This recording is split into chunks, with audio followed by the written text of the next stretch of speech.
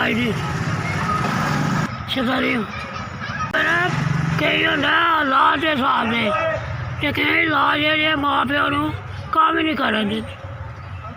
उस नाल नैन भैन चलदे ने ते फिर जदों औलाद माँ प्यो नूं आखे तो घर ही पै सकदी है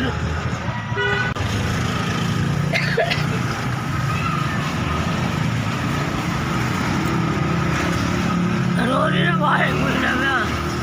रोज़ ही कदें घट भी है कदें बध भी है कदें 500 700 600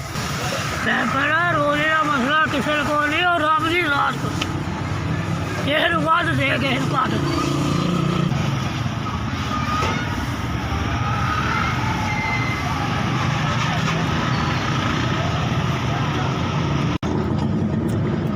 जिन्हें पैसे दिते ने अल्लाह नूं हर मुसीबत से बचाई रखे अल्लाह नूं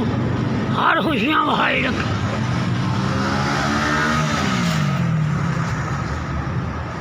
बड़ी मेहरबानी।